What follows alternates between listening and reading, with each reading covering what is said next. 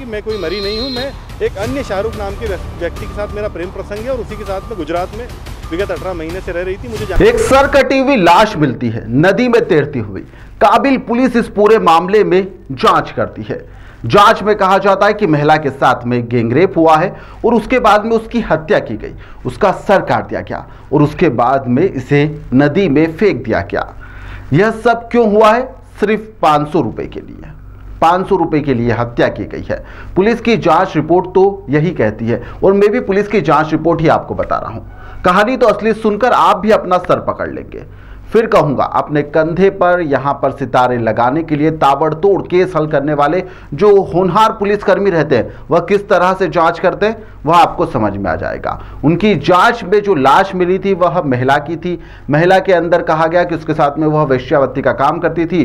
युवकों ने उसके साथ में रेप किया। 500 रुपए का विवाद हुआ जिसके बाद में उसकी हत्या कर दी गई। यहां पर सभी को पकड़ में कर जेल में डाल दिया गया।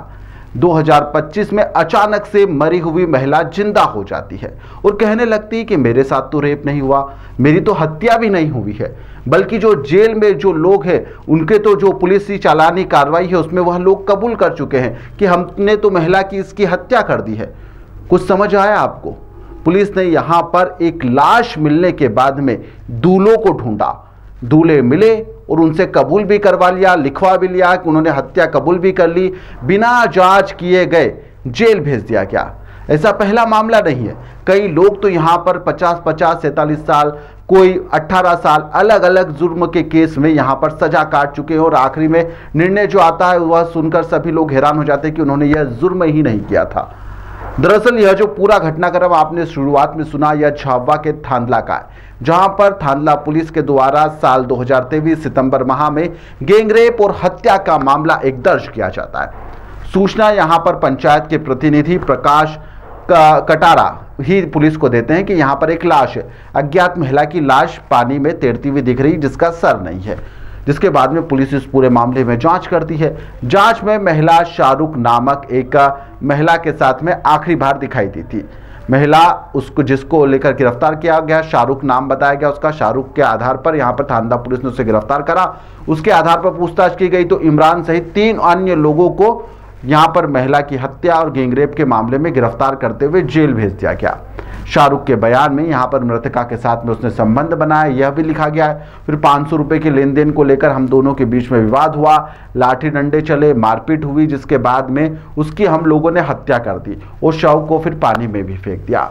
2 महीने पूर्व मृतका युवती यानी जो महिला है वह जीवित अवस्था में थांदला पुलिस थाने पर पहुंचती है और कहती है कि मेरे साथ कोई घटना ही नहीं घटी है। मैं तो नौकरी करने के लिए बाहर चली गई थी और मैं एक किसी अन्य शाहरुख नाम का लड़का उसके साथ में बाहर किसी दूसरे राज्य में रह रही हूँ। यहाँ पर जब इस मामले में पता चला तो फिर मैं थाने पर आई कि मेरी हत्या नहीं हुई, मैं तो जिंदा हूँ। पुलिस को बताने के लिए वह खुद यहाँ से दूसरे राज्य से यहाँ पर आई है। 18 महीने के बाद में 5 आरोपियों को यहाँ पर जेल से रिहा करने के आदेश अब जाकर कोर्ट ने दिए हैं। ये झाबुआ जिले के थांदला थाना क्षेत्र का मामला है। 23 सितंबर 2023 को एक लाश तैरती हुई नजर आई थी वहाँ के पंचायत प्रतिनिधि प्रकाश कटारा को।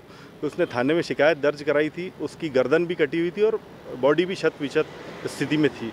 पुलिस की ड्यूटी थी कि पुलिस को सबसे पहले तो उसके डीएनए या अन्य आधार पर यह पता करना था कि ये लाश किसकी थी। पुलिस ने केवल शंका के आधार पर भानपुरा मंदसौर निवासी शाहरुख को अरेस्ट किया।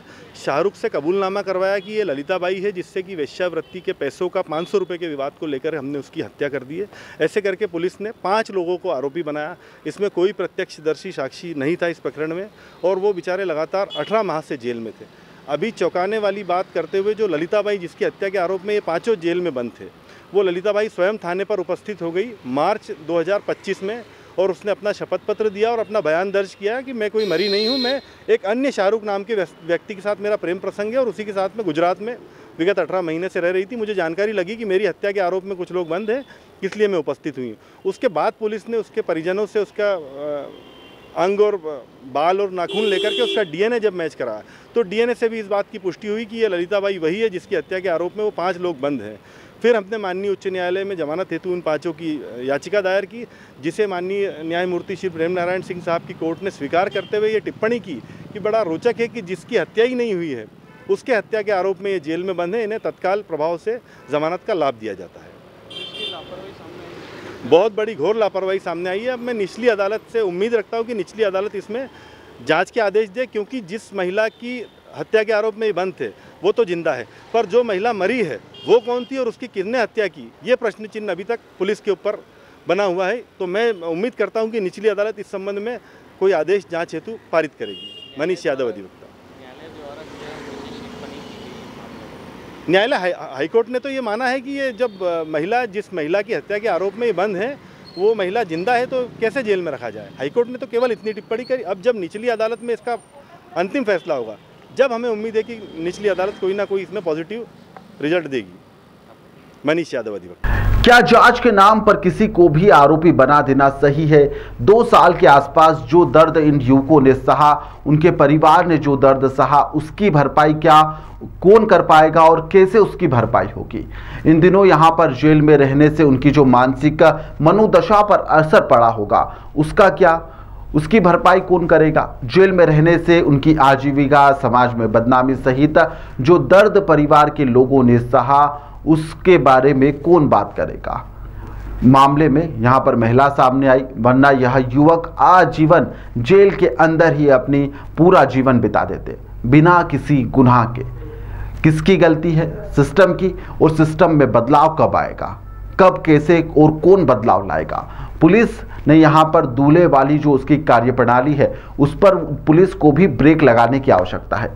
यह सवाल हम आपके ऊपर ही छोड़े जाते हैं। आप ही इसका जवाब दीजिएगा कि आखिरकार जो इस तरह से जो लाश मिलती है या फिर अन्य कोई घटनाक्रम होता है तो उसमें जो ताबड़तोड़ कार्रवाई की जाती है, शुरुआती जांच के तौर पर जिन्हें आरोपी बनाया जाता है और सालों सालों जेल में रख दिया जाता है या 10-15 दिन भी लॉकअप में रखा जाता है, तो उनके ऊपर क्या बीतती, क्योंकि जांच में उसके बाद में कुछ भी नहीं निकलता। क्या पुलिस की इस जांच प्रक्रिया पर ब्रेक लगना चाहिए और ब्रेक आखिरकार कौन लगाएगा? कोर्ट क्या इस मामले में कोई सख्त एक्शन आने वाले समय में ले पाएगा? यह भी देखने लायक होगा। फिलहाल के लिए इस खबर में इतना ही। आप देखते रहिए द लपेटा।